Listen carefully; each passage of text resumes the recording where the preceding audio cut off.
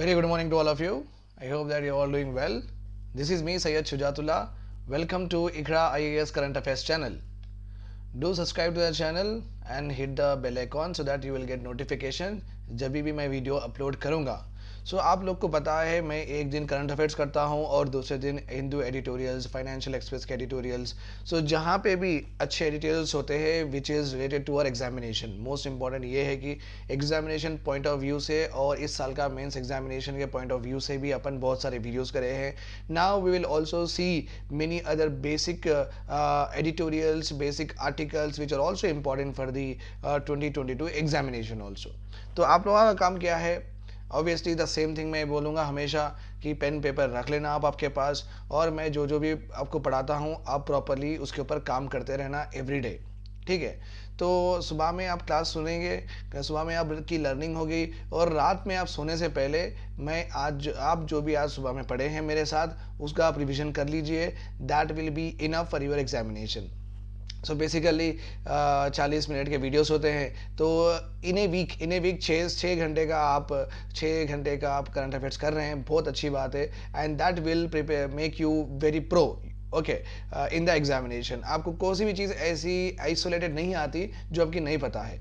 Okay, so it's very important that consistency maintain करिए. Okay, एक दिन आना, 2 दिन नहीं आना, ऐसा नहीं रहना चाहिए, बिकॉज कोई सी भी चीज़ कंसिस्टेंसी से ही आप अचीव कर सकते हैं. ठीक है, लेट अस गो एट. आज हम पढ़ेंगे एक इम्पॉर्टेंट टॉपिक, उसका नाम है इनइक्वालिटीज. इनइक्वालिटीज ये है क्या? Okay, and my dear students, we are talking about inequalities. Inequalities का मतलब है, समझो almost like it's a larger form of discrimination. Larger form of discrimination. Discrimination generally होता है बिटवीन टू पीपल और टू ग्रुप और टू सेक्शंस ऑफ सोसाइटी. ऐसा होता है डिस्क्रिमिनेशन. छोटा स्मॉलर स्केल में होता है डिस्क्रिमिनेशन, स्मॉलर स्केल में. Whereas when we talk about inequalities ये लार्जर स्केल में होता है. सपोज ए एंड बी है और मेरे पास 10 एप्पल है. मैं ए को 2 एप्पल दिया, बी को मैं 8 एप्पल दिया. This is called discrimination. Okay, generally smaller scale में होता है. जब हम इनइक्वालिटीज की बात करते हैं ये लार्जर स्केल में एक बड़े ग्रुप के व्हाट बेसिस पे, लाइक STs, SCs unequal है. Okay, with regard to forward class. Okay, with regard to income. With regard to land ownership. Okay, with regard to banking and credit facilities, etc. तो यहाँ पे आप समझ सकते हैं कि inequalities एक larger ग्रुप में होता है, discrimination एक smaller ग्रुप में होता है. राइट, एंड टुडे हम जो भी पढ़ने वाले हैं वो इनइक्वालिटीज, इनकम इनइक्वालिटीज के ऊपर ही पढ़ने वाले हैं. ओके, पैसों की इनइक्वालिटीज कितनी है? पैसों की इनइक्वालिटीज कितनी है? ओके, इंडिया में पॉपुलेशन, इंडिया के पॉपुलेशन में. तो ये बताया गया है और ये अपने को ऑलरेडी मालूम है. There are very very very okay minute group है, छोटा मोटा ग्रुप है. 10%, 5% का ग्रुप है. 5% of India's population is holding around 50% of India's wealth. अभी और एक इंपॉर्टेंट क्वेश्चन हियर है, सर वेल्थ का मतलब क्या है? ठीक है, चलो इनकम तो आप समझ सकते हैं, income is nothing but money. पैसा कितना है, that is called as income. Wealth का मतलब क्या है? वेल्थ का मतलब है मनी को छोड़ के आपके पास कितने कैपिटल एसेट्स है. कितने कैपिटल एसेट्स है? नथिंग बट आपके पास गोल्ड कितना है, आपके पास डायमंड कितना है, आपके पास फिक्स डिपॉजिट कितने हैं, आपके पास लैंड प्रॉपर्टी कितनी है, आपके पास बिजनेसेस कितने हैं, आपके पास शेयर्स कितने हैं, आपके पास कंपनीज कितनी हैं, आपके पास बॉन्ड्स कितने हैं. This is all called as your wealth. ये वेल्थ में आती है. ब्रॉडर कैपिटल एसेट्स है आपके पास. ओके, मतलब ये ऐसे एसेट्स है जिससे आप पैसे इनकैश कर सकते हैं, आप पैसे में इन लोगों को कन्वर्ट कर सकते हैं. Okay, that is called as wealth. Wealth ऐसा नहीं है कि मेरे पास एक टिफिन का डब्बा है या मेरे पास एक अलमारी है, तो ये एसेट नहीं होती, जिसको वेल्थ नहीं बोलते, because this are actually cannot be converted into cash. Okay, obviously आप बेचेंगे तो कुछ ना कुछ मिलेगा, बट इन दैट सेंस आप नहीं बात कर सकते. सो वेल्थ का मतलब है जो कि आपको एग्जैक्ट वैल्यू भी मिलेगी और उसकी एप्रिशिएटेड वैल्यू मिलेगी. So all these are wait appreciated value मिलेगी आपको. राइट और रॉन्ग? यस. सो इनकम तो मनी रिलेटेड से अपन देखते हैं. Wealth is actually seen in this way.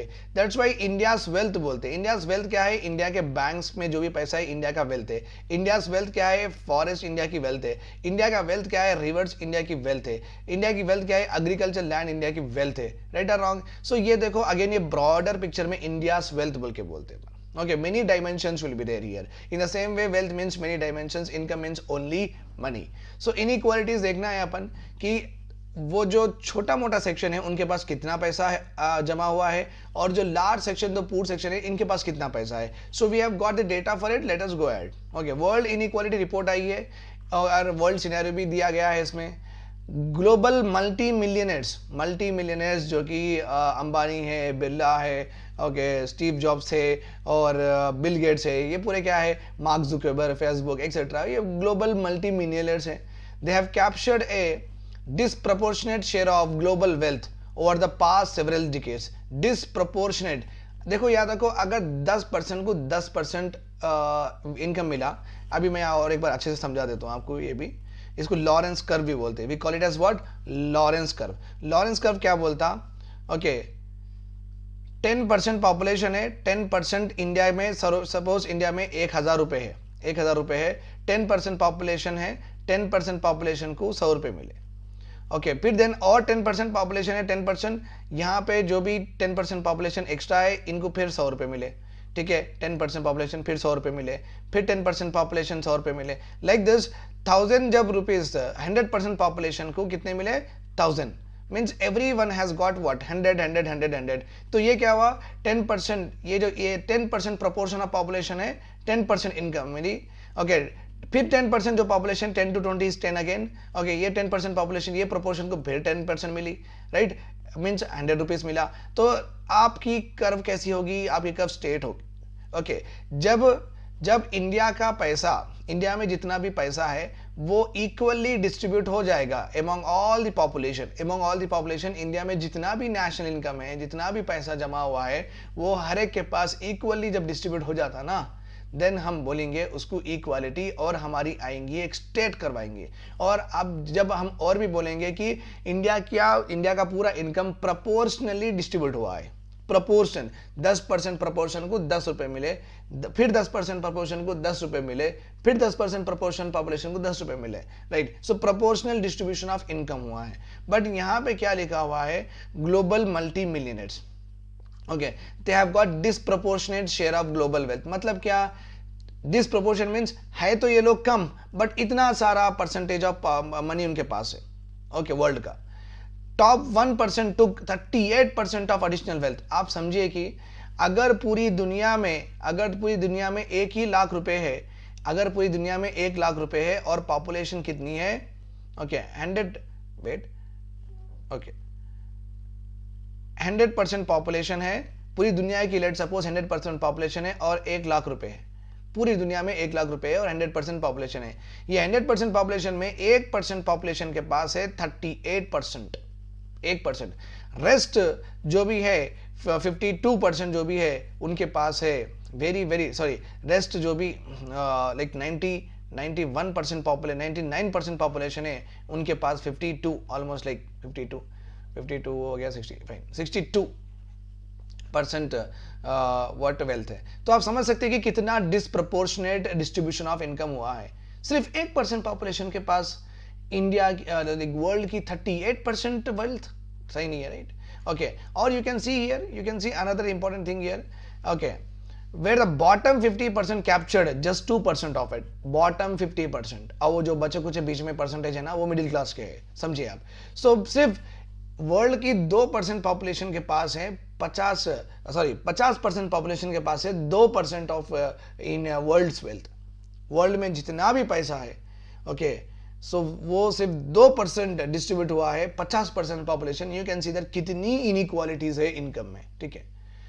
The foreword by Nobel laureate economist Abhijit Banerjee Esther Duflo says India is among the most unequal countries in the world. Okay, India में ये जो severity है और भी संगीन है और भी डेप्थ में है कि हमारे पास इनइक्वालिटीज हद से ज्यादा है.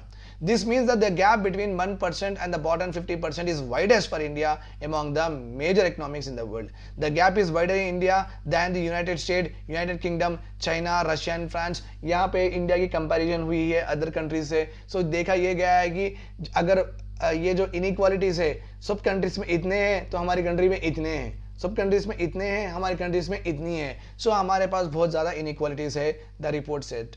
Okay, changes in inequality in trend देखेंगे, ये गैप हमेशा इतना था क्या इंडिया में, थोड़ा बहुत इंक्रीज हुआ या और इंक्रीज हुआ, कभी डिक्रीज हुआ. So government policies, because we follow socialistic pattern of society, right? We follow socialistic pattern of society where in the DPSP of our Indian constitution it is properly written that distribution of resources equally among the all population. तो जितनी भी inequalities है हमारे constitution के हिसाब से वो कम होनी चाहिए स्लोली स्लोली, और हर इंसान, हर आदमी इंडिया में सेम लेवल ऑफ रिसोर्सेज पे होना चाहिए, सबके पास सेम लेवल ऑफ रिसोर्सेज रहने चाहिए. सो दिस इज द ऑब्जेक्टिव. तो जब ऑब्जेक्टिव है तो इसको अचीव करने के लिए ट्राई तो करे होंगे government, successive government from the time of independence. Yes, so let us see. Socialism हम फॉलो करें. Socialism is the base of what economic model that we have started. हम इकोनॉमी चलाए हैं, हम इकोनॉमी अपनी स्टार्ट करे हैं from the time of independence on the basis of what, socialism. Socialism का मतलब ही अभी मैं समझा दिया कि रिसोर्सेज हर एक के पास इक्वल अमाउंट में होनी चाहिए. ठीक है, तो हम सोशलिज्म से इंस्पायर हुए 5 ईयर प्लान्स लॉन्च करें. ओके, ये जो सोशलिज्म के वजह से एक चीज तो हुई कि reducing the share of top 10 who had 50% of income, okay, to 35 to 40%, 35 to 40%. तो जो कॉलोनियल इरा से, जो ब्रिटिश के ज़माने से जो 10% पॉपुलेशन के पास 50% वेल्थ थी, हम सोशलिस्टिक मॉडल लाने की वजह से, ओके, नेहरूवियन इरा में जो भी सोशलिज्म अपन फॉलो करे 5 ईयर प्लान्स में, इससे क्या हो गया, इनकी जो वेल्थ है 50%, जो 10% जो 50% होल्ड कर रहे थे, ये 50% डिक्रीज होकर 35 to 40% हो गई. तो बेसिकली ये हुआ कि सोशलिज्म फॉलो करने की वजह से अपनी इंडिया में इनइक्वालिटीज कम हुई हैं.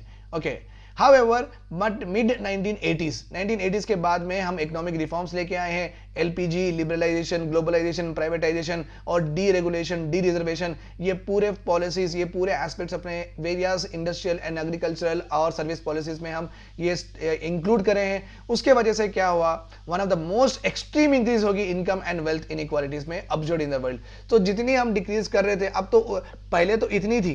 ओके, पहले इनइक्वालिटी कितनी थी, लोअर सेक्शन में और लोअर सेक्शन ऑफ पॉपुलेशन में और रिच सेक्शन ऑफ पॉपुलेशन में इनइक्वालिटी इतनी थी. तो हम सोशलिज्म शुरू करके इसको छोटी करें. अब वो 1980s के बाद में एलपीजी आने की वजह से ये तो और ही भी बढ़ गई. मींस पहले जो था उससे ज्यादा इनइक्वालिटीज बढ़ गई अपनी कंट्री में. Okay, top 1% has majorly profited from economic reforms. Growth among low and middle income groups है relatively slow. Poverty has persisted. So ये बोला गया है ये आर्टिकल में कि टॉप 1% जो पॉपुलेशन थी वो एलपीजी की वजह से, जैसा कि टाटा वाले रिसेंटली एयर इंडिया भी खरीद लिए, राइट? तो देखो आप अपने इंडिया के एसेट्स स्लोली स्लोली किसके हाथ में जा रहे हैं, कैपिटलिस्ट जिसके पास पैसा है, जिसके पास पैसा था, ओके, उनके पास ही चले जा रहे. ओके, तो इंडिया के जो भी एसेट है वो लोग खरीदते जा रहे. तो आप समझ सकते हैं कि 1% population is accumulating wealth again and again, more and मोर उनके पास बढ़ते ही जा रहा है. बट आपको देखो या मुझे देखो, हम जहाँ के वहीं है. अपनी एक फिक्स्ड क्या सैलरी है, अपनी एक फिक्स सैलरी होती है, 25,000, 30,000, 50,000 कुछ भी सैलरी होती है. ओके, वो तो ऑब्वियसली अब अगर 21 साल का बच्चा है, 22 साल का बच्चा है, लड़का है, लड़की है, अगर वो इंजीनियरिंग पास कर लिए, बीई हो गया उनका, तो ऑब्वियसली उनको मिलेगी सैलरी 22,000, 23,000. अगर 20 स्कूल से करे तो 35,000, 5 लाख का पैकेज, 6 लाख का पैकेज. सो वेरी हार्डली वो it comes to almost rank 35,000 से ज्यादा किसी को आएगा नहीं 23 ईयर्स में. ओके, 23 ईयर्स में किसी को आएगा नहीं. तो अब ये देखो, अब साल में ये 10% इंक्रीज होगी, 10% इंक्रीज होगी. क्या ही आप एक 10 साल में आपकी 2 लाख होगी मैक्सिमम, 10 साल में आपकी 2 लाख होगी. सो ऐसा कुछ ज्यादा अपने पास उतार चढ़ाव दिखता नहीं. ओके, सो हम जहाँ के वहीं हैं, क्योंकि हमारी सैलरी के साथ साथ इन्फ्लेशन भी बढ़ता है और अपने रिस्पॉन्सिबिलिटीज भी बढ़ते हैं, शादी, बच्चे एक्सेट्रा ये भी होते हैं, तो उनके खर्चे बढ़ते हैं. तो हमारी जिंदगी जहाँ है ना, वहीं पे भी स्थिर हो जाती है, वहीं पे भी स्टैग्नेंट हो जाती है. थोड़ा बहुत इंप्रूवमेंट अपनी जिंदगी में आता है, बट एक सी चेंज, एक ड्रास्टिक इंप्रूवमेंट अपनी जिंदगी में नहीं आता, बिकॉज अपनी तनख्वाह, अपनी सैलरी ओके उस हिसाब से नहीं बढ़ती है जिस हिसाब से वो ऊपर के वाले जो सेक्शन है ना, उनकी ड्रास्टिकली बढ़ती है. सो इसलिए और ये तो अपनी बात है. और अपने से जो कम है, जो कि मौज बंडी में जो बनाना की बंडी रहती है, वो बनाना बेचने वाला, वो मैकेनिक है, ओके, और या सलून वाला है, हो गया, और क्या बोलते सो वो पान डब्बे वाला है. तो इनकी ज़िंदगी आप सोचिए, इनकी ज़िंदगी आप समझिए डेली का समझो 500 रुपये पानी पूरी बंडी है तो वो उसकी भी 500 रुपये, आप वो पूरा प्रॉफिट वॉफिट वो पूरा खर्चा पानी निकाल के रॉ मटेरियल का निकाल के समझो 800-900 रुपये हर दिन लग जाता। मैं बहुत सारे पानी पूरी बंडी वाला सबको पूछा ऑलरेडी, तो क्या क्या भाई आपको दिन में कितना कमाते, बोलो सर 800 से 900 हो जाता, महीने को 30,000 हो जाते। तो they are happy in the sense कि मैं ये भी पूछा कि ये बस हो जाते क्या है सर, एक आईटी कंपनी में एक इंजीनियर सुबह से शाम तक काम करके 12 घंटे काम करके उसको 20,000 30,000 20,000 22,000 आती, और एक हॉस्पिटल में रिसेप्शन में सुबह से शाम तक काम करके 13,000 12,000 आती। मैं तो 4 बजे लेके आता हूँ मेरी पानीपुरी बंडी और रात में 9 बजे 4-5 घंटे काम करता हूँ, मैं उनसे ज़्यादा कमा रहा हूँ। तो मुझे इससे अच्छा कोई बिजनेस दिखता नहीं, इससे अच्छा कोई बिजनेस दिखता नहीं। बट कभी भी मैं देखा ना, मैं अभी पूछा उनसे क्या आप कुछ खरीदे, क्या कुछ नहीं खरीदे, तो कभी भी खरीद नहीं सका वो कुछ। ओके सो उनकी लाइफस्टाइल इंप्रूव नहीं हुई, हमेशा जहाँ का वहीं रहा। ओके अगर समझो पैंडेमिक में गरीबी भी आ गई, ओके क्योंकि बिकॉज पैंडेमिक में तो वैसे ही बंद था, और पैंडेमिक होने के बाद भी कौन खाए पानी पूरी एक्सेट्रा, वो उसको कौन फिर वेरी वेरी डिफिकल्ट कि कोई खांस देगा, फिर वो पानी में खांस देगा, वो पानी में चले जाएगा फिर वायरस, तो शायद वो पछानत वाला भी होगा कि अच्छा नीट एक्सेट्रा है, बट स्टिल जो आते हैं उसके पास we can not trust everyone, right. तो ऐसा भी हो सकता है। सो बेसिकली बोलने का मतलब क्या है, मैं फिर बाद में उनसे मिला था, मैं पूछा क्या हुआ भाई अभी कैसा चल रहा, बोलता नहीं सर बहुत तकलीफ हो गई थी, ऐसा हो गया था वैसा हो गया था। तो आप समझो कि वो पॉवर्टी में चले गया था। ओके कर्जे हो गए थे उसको, लोगों से पैसे लेना शुरू करा था, वो पॉवर्टी में चले। तो बेसिकली ये जो काम वो सालों से करते हुए आ रहे हैं तो वो वहीं पे रह गए हैं, और जो 1% जो पॉपुलेशन, जो 10% जो पॉपुलेशन जो कि रिच थी वो और रिच होते गई है, और रिच होते गई। ओके और पोस्ट 2014 में आपको मालूम है द प्रेजेंट इंडिया गवर्नमेंट का मॉडल है कैपिटलिस्टिक मॉडल। ओके ये जो इनइक्वालिटीज है ना वो ग्रेटर हो गए, इवन ग्रेटर हो गए और बढ़ गए। ओके बिग बिजनेसमैन हो गया, प्राइवेटाइजेशन हो गया, बहुत सारे पब्लिक सेक्टर इंटर प्राइवेटाइजेशन हो गया। ओके ये सब क्यों करी government, to fix our economics. अगर अपनी इकोनॉमी में ओके और एफिशिएंसी लाना और प्रोडक्टिविटी लाने के लिए गवर्नमेंट बहुत सारे गवर्नमेंट एंटरप्राइजेस, गवर्नमेंट कंपनीज को प्राइवेटाइज कर दी। इसका मतलब फिर से वो 1 और 10% के पास जिसके पास पैसे है वही लोग खरीदे ना गवर्नमेंट की कंपनीज, हम तो खरीदे नहीं, हमारे पास तो शेयर नहीं है। तो इंडिया की जो की वेल्थ है वो फिर से उनके पास जा रही है। Okay and leading to what, leading to more and more inequality, leading to more and more inequality. So इसमें से एक प्रॉपरली एक इंटरप्रिटेशन निकल के आता है, निकल के क्या आता है इसमें, गवर्नमेंट की जो इकोनॉमिक पॉलिसीज हुई हैं, गवर्नमेंट की जो इकोनॉमिक पॉलिसीज लाइक एलपीजी है, ओके और रिसेंटली प्राइवेटाइजेशन 1991 में एलपीजी पॉलिसीज और वो उसमें डीरेगुलेशन, और ये 2014 में जो rigorous rapid phase of privatisation start करी है द प्रेजेंट एनडीए गवर्नमेंट, ये फ्लॉड इकोनॉमिक पॉलिसीज की वजह से इनइक्वालिटीज बहुत बढ़ गई है। ये तो कांग्रेस गवर्नमेंट का था, ये बीजेपी गवर्नमेंट का था, दोनों की भी economic policies they both try to fix the economics, but what happened, okay what happened indirectly they have created a huge hole of what, inequality in our country. The latest World Inequality Report firmly concludes that bottom 50% share has gone to 13%. Bottom 50% share has gone to 13%. India stands out as a poor and very unequal country with the affluent elite. Elite means 10% या 1%, okay heroes, heroines and actresses और वो industrialist, वो लोग okay इतने effluent हो गए हैं India में, और बाकी की पूरी इंडिया की पॉपुलेशन पूर और वेरी अनइक्वल, वेरी अनसिक्योर, कल क्या होता नहीं मालूम, वैसी जिंदगी में जी रहे हैं। That is what it is said. Okay basically ये आर्टिकल था, थोड़ा फैक्चुअल बेसिस का आर्टिकल था जो हम पढ़ लिए हैं। ओके फैक्चुअल, और अपने को ये अपने आंखें खुल गए हैं, it is a eye opener to every one of us कि इनइक्वालिटीज़ कितनी है इंडिया में, ये आपको पता चला। और क्यों ये इट्स नॉट अबाउट दैट कि उनके पास स्किल्स है, मार्केटिंग स्ट्रैटेजीज है, it's also about government policies की वजह से भी इनइक्वालिटीज़ बढ़ सकती है। अपन ये भी देख लिए, और ये भी देखे अपन वर्ल्ड में भी इनइक्वालिटीज़ होती हैं, बट इंडिया में सबसे ज़्यादा इनइक्वालिटी है when compare to UK, US etcetera. अभी गवर्नमेंट, अभी ये आर्टिकल में ये लिखा हुआ है कि इनइक्वालिटीज निकालने के लिए ओके इनकम डिस्ट्रीब्यूशन होता है, लाइक टैक्सेस जो पे करते हैं वो जो ज़्यादा कमाते हैं उनसे पास ज़्यादा पैसे लेके 10 लाख अबाव या 1 करोड़ अबाव उनके पास सरचार्ज लेके फिर से वो इनकम को in the form of what fee reimbursement, in the form of scholarship, in the form of pension scheme, इस तरीके से डिस्ट्रीब्यूट होता है, राइट। सो यहाँ पे आर्टिकल ये बोल रहा है कि क्या ये एक सही तरीका है कि इनकम डिस्ट्रीब्यूशन से इनइक्वालिटीज निकाल सकते हैं क्या, या you can say that economic policies लाके लाइक मुद्रा योजना, लाइक मुझे भी अलाउ करो to start a company like that, मैं भी एक साल्ट मैन्युफैक्चरिंग कंपनी स्टार्ट कर सकता हूँ, मैं भी एक क्लॉथिंग कंपनी स्टार्ट कर सकता हूँ, तो मुद्रा योजना, startup India, stand up India, तो ऐसे मेरे को स्टार्ट करने के लिए भी फाइनेंशियल असिस्टेंस देके इस तरीके से भी as a participant of in the supply of goods मुझे बनाना। तो इस तरीके से कैन वी रिड्यूस इनइक्वालिटीज। एक तो है इनकम डिस्ट्रीब्यूशन, दूसरा है जो स्टार्ट नहीं कर सक रही कंपनी उनको पैसे देके स्टार्ट करो बोलो।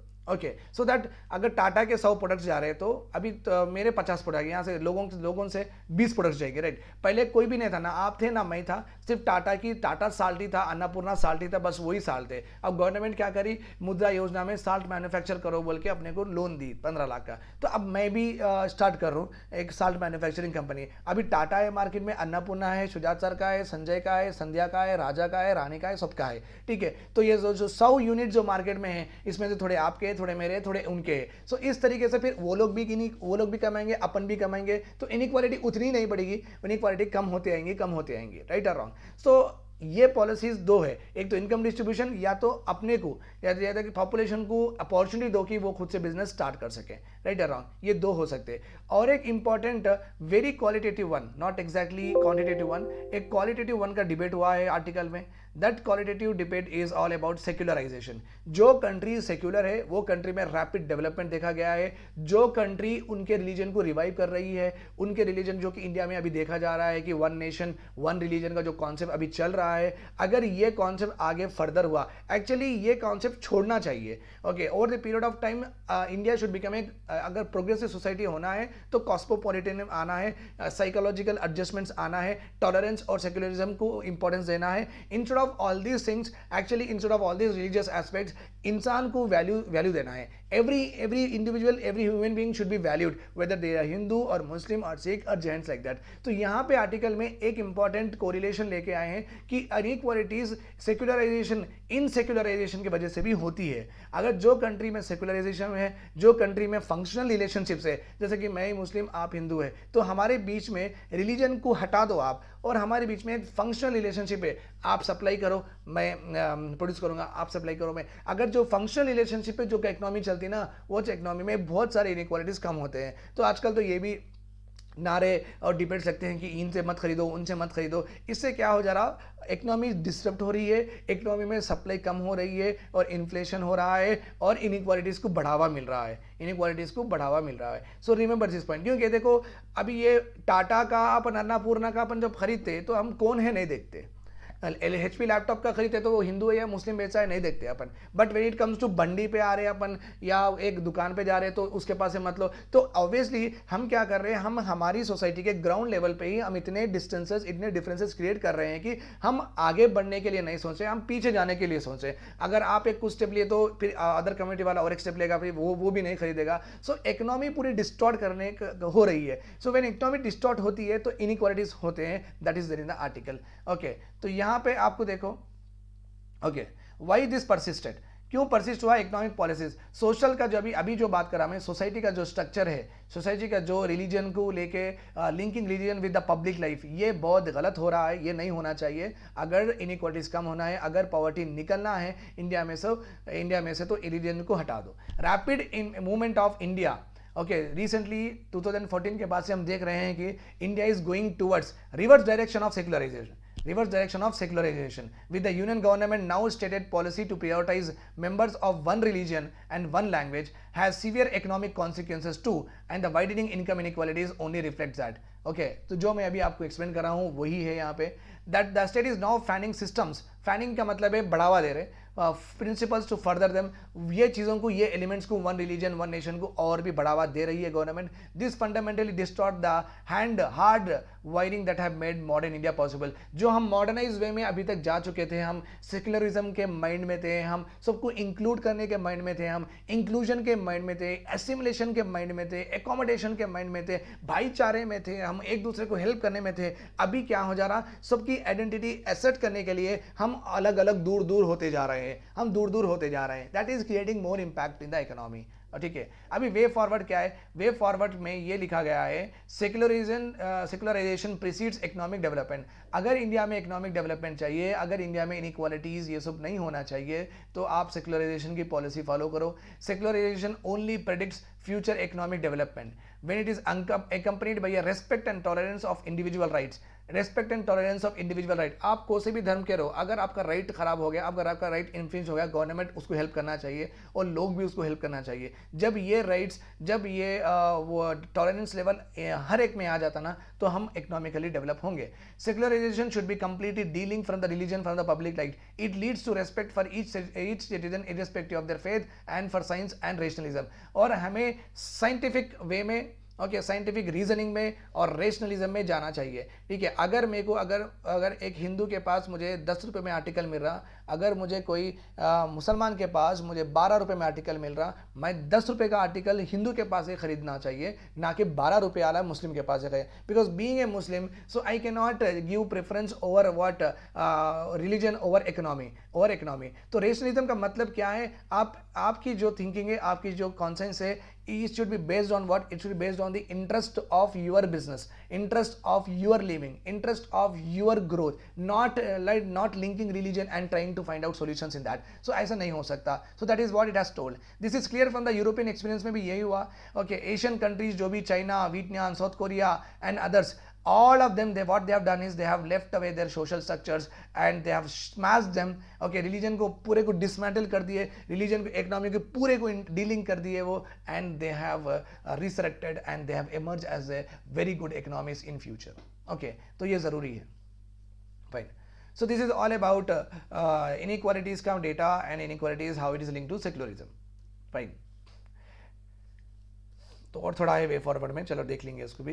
क्रिमिनलाइजिंग the freedom of religion and choices which is what India's compact is based on, by hunting out the diverse and mixed and cosmopolitan and authentic social and inauthentic views and etc. किसी के views और recently हम देखे UAPA has been imposed on journalist के ऊपर भी लगा दिया। मैं ऑलरेडी इसके ऊपर आर्टिकल लिखा कि अगर आप आपके डिसेंट, आप गवर्नमेंट के अगेंस्ट डिसेंट और क्रिटिसिज्म को आप दबाना चाहते हैं, तो आपको लोगों की वॉइस हर्ट नहीं होगी गवर्नमेंट को। So government can not take a policies properly. ठीक है, so criminalising the freedom of religion means अगर आप फ्रीडम ऑफ रिलीजन करेंगे, आप अगर कुछ चॉइस करेंगे तो आप क्रिमिनल। जैसे कि अगर बीफ का ले लो आप, अगर उसको विदाउट एनी इन्वेस्टिगेशन सिर्फ आप वो देखते हैं उसके ऊपर केस लगा दो और क्रिमिनल कर दो। एक चॉइस है, एक इंसान की एक चॉइस है। और एक मैरिज है, मैरिज आप किसी को भी आप शादी कर लो, आप किसी भी धर्म में शादी कर लो, तो आपको criminalisation.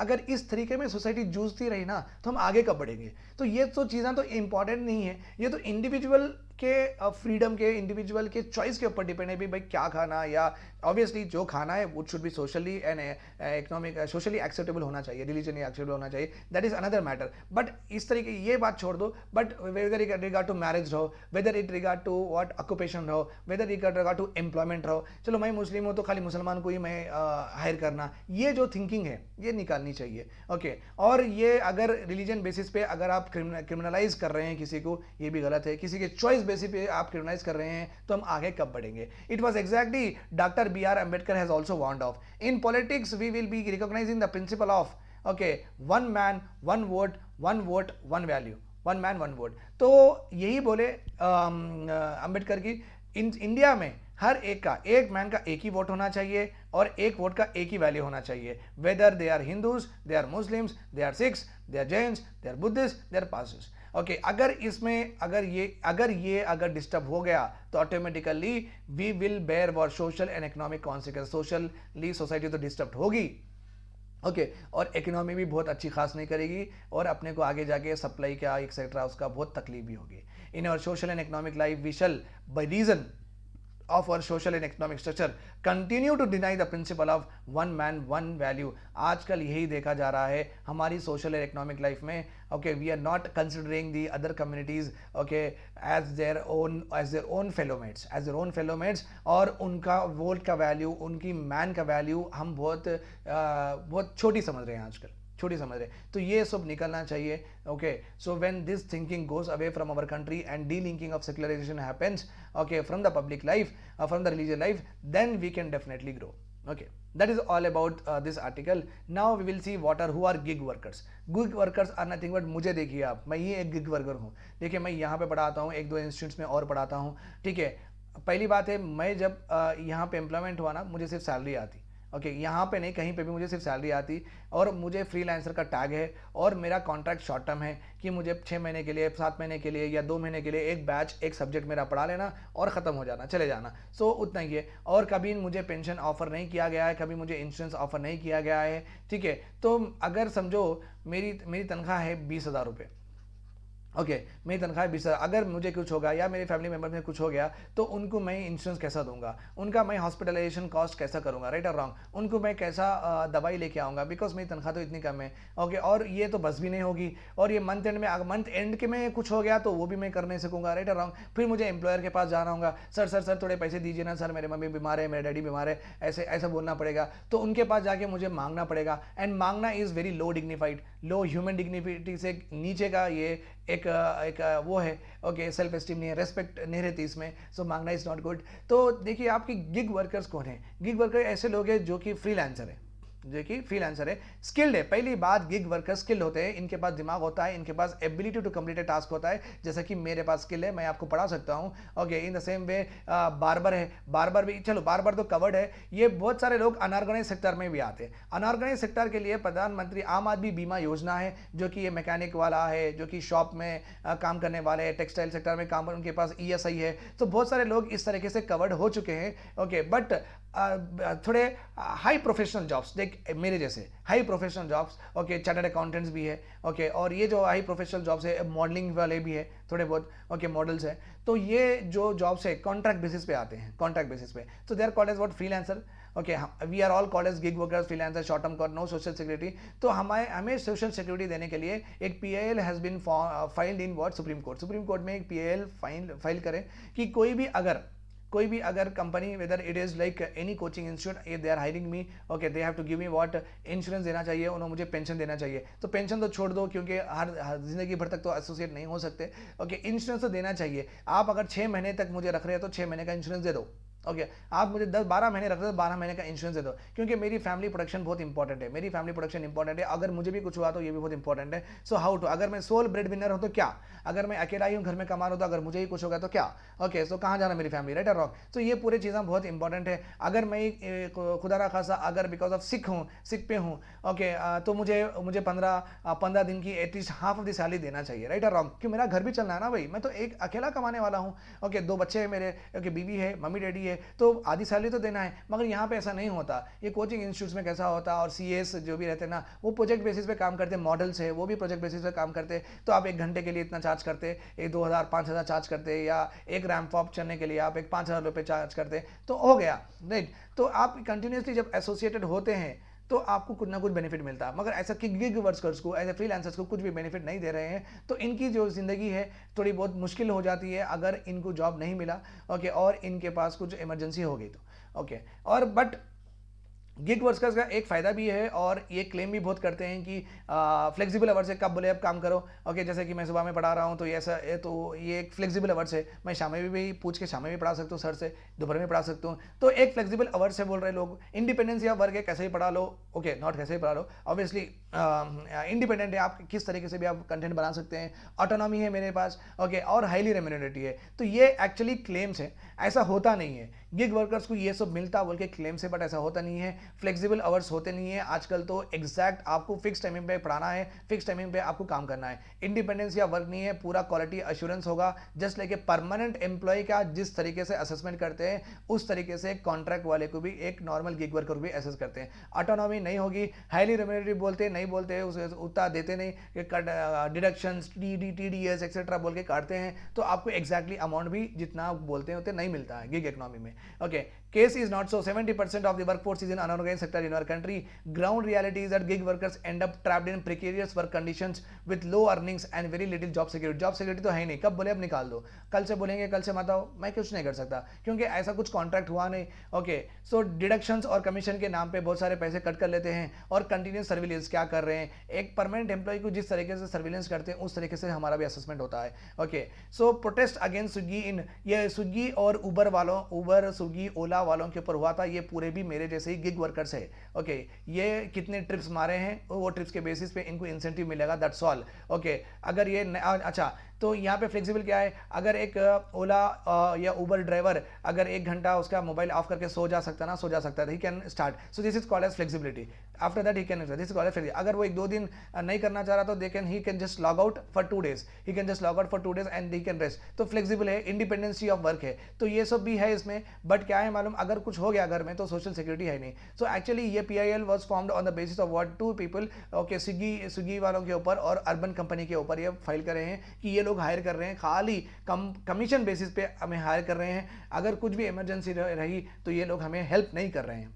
Okay, the Unorganized Social Worker Security Act 2008, enacted after years of campaigning by the workers organization, provides social security benefits to unorganized sector। जो Unorganized Worker Social Security Act 2008 का जो आया था, ये भी इतना इजी नहीं आया था, इसके लिए भी बहुत सारा प्रोटेस्ट हुआ था, बहुत सारा क्रिटिसिज्म हुआ था। तो गवर्नमेंट ये Unorganized Worker Social Welfare Security Act लेके आई थी, in which all the people who are working in unorganized sector, like shop में, किराना शॉप में काम कर रहे हैं, सुपरमार्केट में काम कर रहे हैं, ओके, सो उनके लिए ये एक सोशल सिक्योरिटी एक्ट था। A home based worker, a self employed worker, okay, a wage worker in the unorganised sector as well as worker not covered within the ambit of 6 labour welfare legislations are covered under unorganised worker. So unorganised worker में बहुत सारे categories like jalebi बेचने वाला, मिर्ची पटकोड़ी बेचने वाला, they are called self employed. Home based worker है, घर में बीड़ी बनाने वाले, एम्ब्रॉयडरी करने वाले, ये भी होम बेस्ड वर्कर है। वेज वर्कर है, लेबर अड्डे पे काम करने वाले, ओके, आपका घर साफ करना है तो आप जाके संडे के दिन ले लेके आते ना, उनको 4-5 लोगों को ले लेके आके घर साफ करते, पेंट लगाने वाले, ओके, मिस्त्री का काम करने वाले, so wage workers, they are called wage workers. तो इन बहुत सारे कैटेगरीज ऑफ वर्कर्स को, ऑक्यूपेशंस को ये एक्ट में कवर किया गया है, बट ये एक्ट में गिग वर्कर को कवर नहीं किया गया है, ठीक है। Non registration of gig workers, as I have told you, under any act, देखो भाई, एक तो कॉमन है, आप ये बात समझिए, यहाँ पे एक एम्प्लॉयर है जो जॉब देने वाला, और एक है अपने पास एम्प्लॉय, ओके, जॉब लेने वाला। So he will give his service, okay, he will give pay the money, I means payment करते हैं एम्प्लॉयर। तो ये जब भी एम्प्लॉयर और एम्प्लॉय का रिलेशन एस्टैब्लिश हो जाता ना, वहाँ पे सोशल सिक्योरिटी ऑटोमेटिकली इन्वोक हो जाती, एमर्ज हो जाती, ओके, एमर्ज हो जाती। हम जैसे गिग वर्कर से, ओला में है, ऊबर में है, सब में गिग वर्कर से ना, ऑलरेडी ये किसी कंपनी के लिए काम कर रहे हैं, कोई कंपनी इनको हायर करी है, मुझे भी कोई ना कोई तो हायर करें हैं, तो हमारी तो ऑलरेडी रिलेशन एस्टैब्लिश हो गई है, फिर सोशल सिक्योरिटी क्यों नहीं दे रहे हैं, right? This is a question. So not giving social security even there is a establishment of a employer-employee relation, employer and employee relation is the violation of Article 21 and 14 of the Constitution of India. This is what has been debated in the PIL. Okay, so इसके वजह से क्या हो गया, force labour हो गया, काम करो, ओके। एंड एक इंपॉर्टेंट क्या है मालूम, हायर एंड फायर बहुत बुरी चीज़ है। अगर आप अच्छा नहीं कर रहे हो तो आप बस निकल जाओ। So there is no analysis कि आपको एक चांस नहीं दिया जाएगा, आपको 6 महीने, देखो भाई आपको अपॉइंट करें फॉर 6 months, ऐसा कोई बोलेगा नहीं। Time period of contract is not there. The code on social security 2020 recently जो पास हुआ था, इसमें गिग वर्कर को डिफाइन किया गया है और गिग वर्कर के लिए सोशल सिक्योरिटी प्रोटेक्शन की बात की गई है, ओके। बट अभी तक ये लागू नहीं हुआ है, इंप्लीमेंट नहीं हुआ है, इंप्लीमेंट नहीं हुआ है, okay. According to this particular code of social security, a person who performs work or participate in a work arrangement and earns from such activities outside of the traditional employer-employee relationship, okay, it is called as gig worker। Outside of the traditional means आप appointment देंगे, social security देंगे, gross value इतना है, net value आपके take home salary इतना है, ये क्या है मालूम, ट्रेडिशनली इस तरीके से एम्प्लॉयमेंट होती थी, बट हम इस तरीके से नहीं कर रहे हैं ना, हमारी अलग से हो रही है एम्प्लॉयमेंट, राइट? तो कोई भी वर्कर ये जो रिलेशनशिप में नहीं आ रहा ना, उन पूरों को गिग वर्कर बोल के ये कोड में डिफाइन किया गया है, और that is very right. And along with that social security देना बोल के लिखा है, but implementation far from expectation, कोई कर नहीं रहे, ओके। वर्ल्ड में देखो सिनेरियो, उबर वर्सेस असलम, इनका एक केस चला था असलम भाई का, ये उबर के ऊपर केस डाले थे यूके कोर्ट में, और UK court has categorically said that yes Okay, the Aslam has won against the Uber, and UK Supreme Court has ordered benefits like minimum wages, paid holidays देने चाहिए.